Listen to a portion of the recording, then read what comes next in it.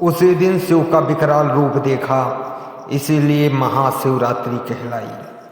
भगवान शिव की शादी का पता जब लगा गणों को, तो उन्होंने भगवान शिव को सजाने का प्रयास करने लगे। अब शिव को कैसे सजाते हैं, चलिए जानते हैं।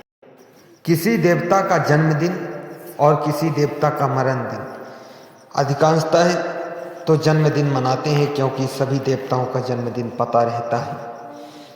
शिव के जन्मदिन का पता नहीं और ना मरण दिन का, इसीलिए तो उनके विवाह के दिन को मनाते हैं, यानी एनिवर्सरी मनाते हैं। भगवान शिव महाकाल हैं। महाकाल के जन्म मरण का पता नहीं रहता। वो सदा शिव हैं, ब्रह्म भी हैं। उनका विवाह हिमाचल के राजा की पुत्री पार्वती के साथ नारद ऋषि तय कर देते हैं। विवाह का जब समय आता है तो गण लोग सजाने लगते हैं भगवान शिव को।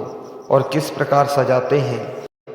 भगवान शंकर के जटाओं को सर्पों से बांधा जाता है और गले में सर्पों का माला और मुंडों का माला पहनाया जाता है। कानों में पतले पतले सर्पों के कुंडल बनाकर और बिच्छुओं को लटकाया जाता है।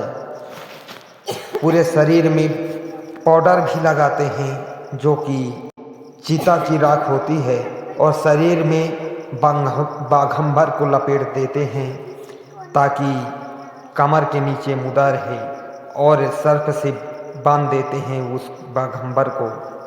इस प्रकार से शिव को सजाते हैं और बाजू बंद करधन सब कुछ शिव के सर्पों के होते हैं।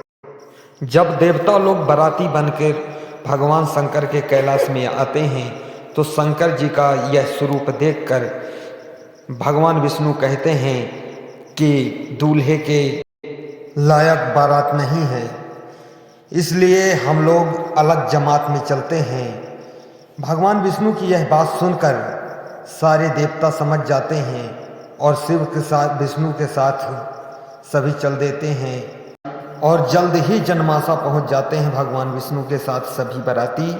और जन्माशे में सभी सोचते हैं बारात आ गई, और भगवान विष्णु और सभी देवताओं के स्वागत संस्कार होते हैं।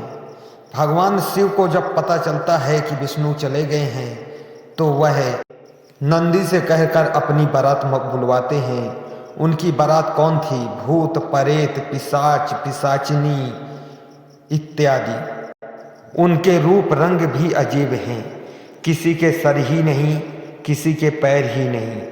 जिसके सर हैं तो पूरे शरीर में सर हैं, और जिसके पैर हैं तो पूरे शरीर में पैर हैं। जिसके हाथ हैं तो बहुत सारे हाथ, किसी के हाथ ही नहीं, और सभी एक एक खोपड़ी भोजन करने के लिए अपने हाथों में लिए हैं। यह रूप देखकर सभी घबरा जाते हैं। तुलसीदास जी कहते हैं, जस दुल्हू तस बनी बराता। जिस प्रकार के दूल्हा है उसी प्रकार की बारात बन गई। यह बारात जब चली, नाचते गाते तो भांति भांति के गाना, जो कि धरती से आकाश तक और पाताल तक आवाज देते थे, इस प्रकार के गाने गा रहे थे। और नाचते थे तो धरती थरथराती थी। इस प्रकार की बारात को देखकर वहाँ के बच्चे जाकर अपने घरों में घुस गए और दूल्हे को देखकर अपनी माताओं से कहने लगे कि माता, वह दूल्हा नहीं, वह पगला है, दरवाज़ा मत खोलना, नहीं तो एक भी भूत अंदर घुस गया तो हम सबको जिंदा नहीं छोड़ेगा। वह पगला है जिसकी शादी उस माता पार्वती के साथ हो रही है। माताएं भी हंसने लगीं और सोचने लगी कभी ऐसा होता है। हालांकि ऐसी बारात थी, फिर भी भगवान शिव की शादी हुई। विचित्र बारात और विचित्र बाराती और विचित्र दूल्हे के कारण ही यह शादी महाशिवरात्रि के रूप में मनाई जाती है, जो संसार में सबसे प्रिय है, जो महादेव की शादी का दिन है। इस बारात में सभी देवता सम्मिलित हुए और सुनैना को मनाए, तब जाकर यह शादी संपन्न हुई। इस शादी को देखने संसार के सभी नदी तालाब भी आए हुए थे।